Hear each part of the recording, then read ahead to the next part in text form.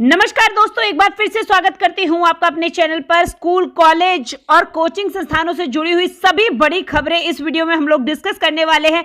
बात करते हैं अतिथि शिक्षकों की, गेस्ट टीचर्स की, क्योंकि बात जो कही जा रही है कि भाई प्राइवेट स्कूल के टीचर्स जो है उन्हीं को सैलरी नहीं मिल रही है, मगर दिल्ली सरकार के स्कूलों में पढ़ाने वाले 20,000 से अधिक जो अतिथि शिक्षक है अप्रैल माह से वो बेरोजगार है। बीते अप्रैल में ही शिक्षा निदेशालय ने ग्रीष्मकाल अवकाश की घोषणा के साथ ही इन शिक्षकों की सेवाओं को समाप्त कर दिया था। कोरोना काल महामारी के दौरान सेवाएं समाप्त होने से भी उनका आर्थिक संकट जो है वो पैदा हो गया। ऐसे में सरकारी स्कूल के शिक्षक संघ जो है उन्होंने इनके लिए गुहार लगाई है। तो एक अच्छी पहल कह सकते हैं, क्योंकि इतने गेस्ट टीचर्स जो दिल्ली में काम कर रहे हैं, सैलरी नहीं मिल रही है, तो उनका घर किस तरीके से चलेगा। और इसके साथ साथ सरकार के जो प्राइवेट स्कूल के शिक्षक हैं उनके बारे में भी सोचना चाहिए। बात करते हैं दोस्तों यूपी बोर्ड की परीक्षाएं जो है उनकी तैयारी को लेकर जो उप मुख्यमंत्री हैं दिनेश शर्मा, उन्होंने कह दिया है कि तैयारी पूरी हो चुकी है। और उप मुख्यमंत्री ने सीबीएसई की 12वीं की परीक्षा और जो प्रोफेशनल कोर्सेज की प्रवेश परीक्षाएं उनके आयोजन के सिलसिले को रविवार को केंद्रीय मंत्री राजनाथ सिंह के साथ उनकी बैठक हुई, और जिसमें यह फैसला लिया गया, वर्चुअल मीटिंग थी, कि अब इस पर क्लियर डिक्लेरेशन कर दिया जाएगा कि एग्जाम होंगे और किस डेट को होंगे। बैठक के बाद उन्होंने साफ तौर पे कह दिया कि यूपी बोर्ड की परीक्षाएं कब होंगी, इसका निर्णय, फाइनल निर्णय जो है वो मुख्यमंत्री के साथ बैठक होने के बाद में लिया जाएगा। साथ ही यह भी कहा गया है कि स्कूल व इंटरमीडिएट में दोनों की जो परीक्षाएं होनी है या केवल इंटरमीडिएट की होनी है, उन्होंने कहा है कि बोर्ड परीक्षाएं कराने की किसी प्रकार की हमें कोई समस्या नहीं आने वाली। यानी यूपी बोर्ड ने साफ कह दिया कि भाई हम तो एग्जाम कराएंगे, और चीज को लेकर उसने साफ कह दिया कि हमें कोई दिक्कत नहीं है एग्जाम कराने में। यानी यूपी बोर्ड के स्टूडेंट अब इस भ्रम में ना रहें कि उनके एग्जाम नहीं होंगे। ये बहुत बड़ा सवाल है। और जिस तरीके से 31 तक अभी लॉकडाउन हुआ है, बट इसके बाद कह रहे हैं कि जुलाई से अनलॉक होना शुरू हो जाएगा टुकड़ों में। स्पेशली उत्तर प्रदेश की बात करें तो ऐसी स्थिति में स्कूल, कॉलेज भी टुकड़ों में सीनियर क्लासेस के या बोर्ड एग्जाम्स के खुलने शुरू हो जाएंगे, क्योंकि जो उत्तर प्रदेश सरकार है वो इन सब चीजों को लेकर काफी स्ट्रिक्ट है।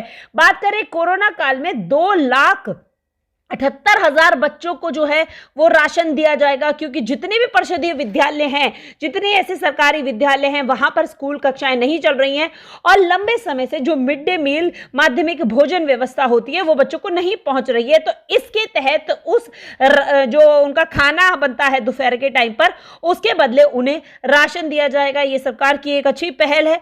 अगर बात करें ओबीई की, यानी कि दिल्ली विश्वविद्यालय में जो आगामी 7 जून से लास्ट ईयर के एग्जाम जो हैं वो शुरू हो जाएंगे। सेमेस्टर परीक्षाएं, ओपन बुक एग्जाम जो है वो शुरू हो जाएंगे। तो आप देख लीजिए कि दिल्ली से और बाकी ऐसे राज्य जो एग्जाम्स करा रहे हैं उनसे प्रेरणा लेके बाकी जगह के एग्जाम जो है इसी आधार पर हो सकते हैं। इसलिए ये खबरें जो है मैं आप लोगों के साथ साझा कर रही हूँ। इस प्रकार ओबीई में तय समय सीमा जाने के बाद उत्तर जो पुस्तिकाएं हैं वो जमा करने के लिए कम समय मिलेगा। अब 1 घंटे की समय सीमा को घटाकर 30 मिनट कर दिया गया, और इस तरह देरी अगर थोड़ी सी भी हुई तो आपकी जो आंसर शीट है वो जमा नहीं होगी। प्रशासन का तर्क है कि अब विद्यार्थी समय से जो अपनी आंसर शीट है वो जमा करे। दरअसल विद्यार्थियों को इंटरनेट कनेक्टिविटी होगा और कोई बाकी तकनीकी समस्याएं होने से वो आंसर शीट जो है वो जमा नहीं कर पाते थे, उन्हें इसलिए एक्स्ट्रा टाइम दे दिया जाता था। बट इसी से जो चीटिंग के रास्ते थे और जो एग्जैक्ट था आउटकम वो नहीं मिल पा रहा था, तो इसी के देखते हुए ये कहा गया है कि अब अल्टीमेट टाइम के अंदर जो है आपको देनी होगी। बात करें सीबीएसई 12वीं परीक्षा की, तो सभी राज्य तैयार, केंद्र ने भी दिए हैं इसके साथ साथ 2 प्रस्ताव, और 1 जून से पहले इसको लेकर जो है बड़ा निर्णय ले लिया जाएगा। कोरोना की खतरनाक लहर के कारण अब जितनी भी टलती हुई परीक्षाएं थी, और स्पेशली 12वीं की जो परीक्षाएं थी दिल्ली को छोड़कर, क्योंकि दिल्ली की स्थिति देखिए ज्यादा खराब है, दिल्ली को छोड़ के मैं समस्त पूरे देश के राज्यों की बात कर रही हूँ। रक्षा मंत्री राजनाथ सिंह की अध्यक्षता में रविवार को सभी राज्य मंत्रियों के साथ इसमें बैठक हुई थी, और इसमें प्रस्ताव दिया गया है। इस प्रस्ताव पर सभी विषयों की परीक्षाएं अपने ही स्कूलों में कराई जाएंगी, ऐसी बात कही जा रही है। परीक्षा केंद्रों की संख्या बढ़ाने की बात करी जा रही है, जिससे सोशल डिस्टेंसिंग का ध्यान रखा जाए, और परीक्षा का समय जो है 90 मिनट करने और पूरी प्रक्रिया 45 दिन में पूरी करने का सुझाव दिया है। एग्जाम थोड़े से लंबे खिंच जाएं और परीक्षा का थोड़ा सा समय बढ़ा दिया जाए, जिससे कि चीजें जो है बच्चों के लिए इजी हो जाए। केंद्रीय शिक्षा मंत्री रमेश पोखरियाल निशंक ने बताया कि बैठक में राज्यों के सकारात्मक रवैये देखें कि हाँ, हम करा लेंगे एग्जाम, हमें कोई दिक्कत नहीं है। हम छात्रों को आश्वासन करते हैं कि उनकी सुरक्षा और भविष्य के लिए हम जल्द ही परीक्षाएं करवाने की तैयारी करने का फैसला ले रहे हैं। बहुत बड़ी खबर है ये, बहुत बड़ी खबर कि एग्जाम जो है वो आपके होंगे। रक्षा मंत्री के अलावा वर्चुअल बैठक में केंद्रीय शिक्षा मंत्री और जो जितनी भी आपकी विकास मंत्री हैं, स्मृति ईरानी हैं और प्रसारण मंत्री हैं, इन सब ने परीक्षाएं कराने पर जोर दिया है। आप लोग जरूर अपनी प्रतिक्रियाएं लिखें कमेंट सेक्शन में स्कूल खुलने को लेकर भी कि क्या वाकई में इसके बाद रेगुलर क्लासेस जो है वो खुल जानी चाहिए और एग्जाम जो है वो कराना सरकार का सही तर्क और सही डिसीजन है। आपकी राय, आपकी जो प्रतिक्रियाएं हैं वो भी बेहद महत्वपूर्ण है। बैठक में सरकार ने तर्क दिया है चूंकि 12वीं की परीक्षा अखिल भारतीय स्तर पर होती है और इसके जरिए उच्च और आगे की जितनी भी शैक्षिक संस्थानें हैं उनमें दाखिला होता है। बहुत ही बढ़िया फैक्ट है ये। ऐसे में विद्यार्थियों का समुचित मूल्यांकन जरूरी है। हालांकि परीक्षा कराने में विद्यार्थियों की सुरक्षा को हम सर्वोच्च प्राथमिकता देंगे, बट सरकार इसके लिए प्रतिबद्ध है कि हम दोनों चीजों की जिम्मेदारी लेते हुए एग्जाम जरूर कराएंगे। अल्टीमेट आउटकम हमारा जो लाइव रहा था इस चीज को लेकर, उसका भी कहीं ना कहीं एक दमदार असर मैं कह सकती हूँ देखने के लिए है, क्योंकि उसमें मैक्सिमम पेरेंट्स, मैक्सिमम टीचर्स जो इन्वॉल्व थे उन्होंने यही चीज कही थी कि यस, हम लोगों के एग्जाम जो हैं वो कराए जाने चाहिए। तो एक अच्छी खबर है। साथ ही साथ बात करते हैं, सिर्फ दिल्ली का जो है वो हमारे जो मुख्यमंत्री हैं वो इस चीज का विरोध कर रहे हैं। सिसोदिया जी बोले हैं कि पहले छात्रों को और अध्यापकों को टीके लग जाएं सबको, उसके बाद एग्जाम कराए जाएं। तो उनका अपना थॉट प्रोसेस है, उस पर हम लोग डिस्कशन नहीं करेंगे। आप में से दिल्ली वाले व्यूअर्स जो इस वीडियो को देख रहे हैं वो लोग भी जरूर कमेंट सेक्शन में करें कि आप लोगों की क्या प्रतिक्रिया है। सीबीएसई के बाद व्यावसायिक पाठ्यक्रमों की प्रवेश परीक्षा जो है वो भी चालू हो जाएंगी। जितने भी प्रोफेशनल कोर्सेज हैं, 12वीं की परीक्षा का अंतिम निर्णय के बाद मेडिकल, इंजीनियरिंग, आप लोग कमेंट कर दें कि आपके साथ क्या होने वाला है। और व्यावसायिक जितने भी पाठ्यक्रम हैं, अखिल भारतीय प्रवेश परीक्षा तारीख तय होने के बाद इनकी तारीखें, इनकी प्रक्रिया, समय सीमा, सब चीज जो है वो डिसाइड कर दी जाएंगी। अगर बात करते हैं छत्तीसगढ़ की, तो परीक्षा 1 जून से है, घर से ही हल कर सकेंगे प्रश्न पत्र। छत्तीसगढ़ में बोर्ड की 12वीं की परीक्षाएं 1 जून से कराए जाने का फैसला ले लिया गया। हालांकि इसमें छात्रों को निर्धारित केंद्रों से प्रश्न पत्र लेकर अपने अपने घर जाकर उसके जवाब लिखने की छूट दे दी गई है। साथ ही उन्हें 5 दिन में उत्तर पुस्तिका जमा करनी होगी। मतलब भाई ऐसा गजब एग्जाम नहीं हुए होंगे। आप ये बताइए इसका क्या फायदा? आपको लग रहा है कोई बच्चा, कोई पेरेंट्स इतने संस्कारी होंगे कि उसमें हेल्प नहीं करेंगे? मतलब नर्सरी केजी के बच्चों की तो हेल्प करने बैठ जाते हैं। तो ये तो बोर्ड एग्जाम्स है, तो ये तो अल्टीमेट ही डिसीजन रहा है छत्तीसगढ़ सरकार का कि एग्जाम भी होंगे और आप अपना घर ले जाके कॉपी आराम से 5 दिन में लिख के ले आना बेटा, ढूंढ ढाड़ के आंसर, है ना। अब बात करते हैं अनाथ बच्चों की पढ़ाई को निजी स्कूल जो है वो कह रहे हैं कि हम करवाएंगे।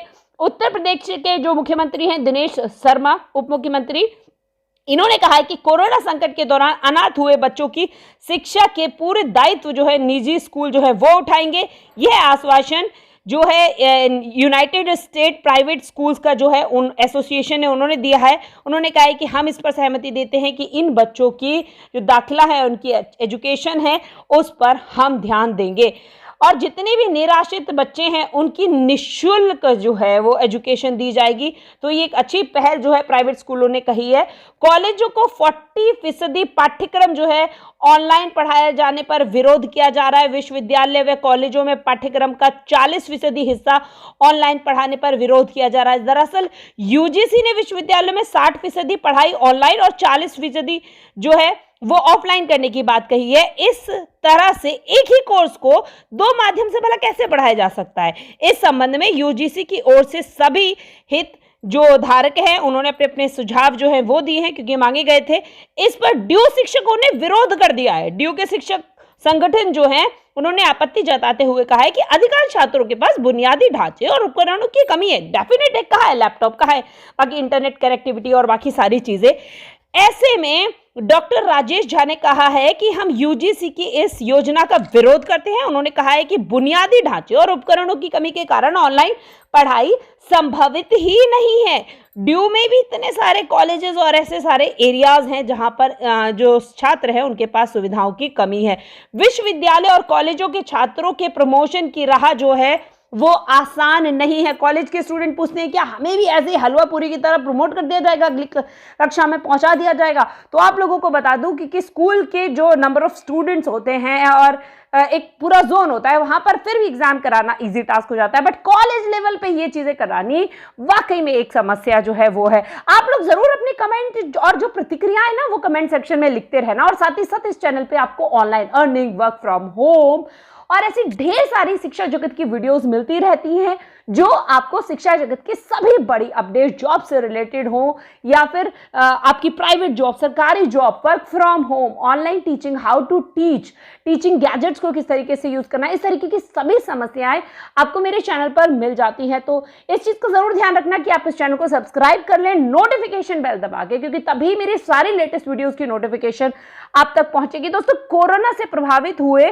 पढ़ाई को देखते हुए शासन की ओर से एक बार फिर से विद्यार्थियों को प्रमोट करने की जो शुरुआत की गई है, इसमें इस बार जो ये प्रमोशन की रहा है ये आसानी नहीं है, क्योंकि पिछले साल की अपेक्षा न सिर्फ कोरोना में बल्कि जो कॉलेजों की परिस्थितियां हैं उनमें भी काफी बदलाव आ गया है। जो आपके ब्लॉक विधि और विद्यार्थियों के लिए शासन ने निर्देश जारी किए हैं उसमें अभी उन्होंने प्रतीक्षा करने के लिए कह दिया है कि अभी कॉलेजों में ये डिक्लेयर नहीं किया जा सकता कि आने वाले एग्जाम में जो है आपके टाइम में आपके एग्जाम कंडक्ट कराए जाएंगे या नहीं। कक्षाएं बंद हैं, बट ये भी बड़ी बात आ रही है कि स्कूल वाले यूनिफॉर्म और जूते मोजे खरीदवा रहे हैं। वाह, ये भी जबरदस्ती का मतलब पेरेंट्स के ऊपर थोपना हो गया, क्योंकि ऑनलाइन क्लास में बच्चा ड्रेस और बैग टांग के बैठेगा भैया। मतलब वही है ना कि इससे भी तो उन्हें प्रॉफिट अर्न करना है, तो एटलीस्ट इस टाइम पर तो रहम खानी चाहिए। मैं जानती हूँ ड्रेस वाले, कपड़े वाले जिनका टेंडर होता होगा उन लोगों को एक भारी नुकसान इस चीज का उठाना पड़ रहा है, बट ये लॉजिक नहीं बनता ना कि पेरेंट्स को अर्निंग नहीं हो रही और ऐसे टाइम पे जूते, मोजे, यूनिफॉर्म ये सब खरीदेंगे। कोरोना महामारी की वजह से साल भर से, मतलब आप कह सकते हैं 2 साल हो जाएंगे कक्षाएं बंद हैं। ऐसे में अभिभावकों ने इस चीज को लेकर काफी आक्रोश जताया है और कहा है कि इस तरीके के निर्णय जो हैं वो गलत है कि आप स्कूल मोजे, यूनिफॉर्म, बैग ये सब खरीदवा रहे हो। इसका खर्चा जो है लगभग 2-2.5 हजार रुपये आ रहा है। आप लोग जरूर बताइए, एज अ टीचर भी बताना, एज अ स्कूल अगर आप रन करते हैं तो भी बताना, एज ए पेरेंट्स भी बताना कि इस चीज को लेकर आप क्या प्रतिक्रिया रखते हैं, कि वाकई में मतलब लॉजिक के साथ है ये चीज कि हाँ भैया आप ये सब चीजें जो है वो मंगवाएं और बच्चों के और अभिभावकों के ऊपर अतिरिक्त भार डालें। तो ये थी सभी बड़ी खबरें आज की जो स्कूल, कॉलेज, कोचिंग संस्थान, शिक्षा जगत से जुड़ी हुई थी। इनमें से बेस्ट खबर आपको कौन सी लगी वो मेरे लिए कमेंट सेक्शन में जरूर छोड़ना, और ऐसी और खबरों के लिए अभी आप इस चैनल को सब्सक्राइब कर लीजिए, वीडियो को लाइक करते जरूर चला, नोटिफिकेशन बेल दबा देना, तभी मेरी सारी लेटेस्ट वीडियोस की नोटिफिकेशन आप तक सबसे पहले पहुंचेगी। Thank you so much guys, thank you so much for coming to my channel.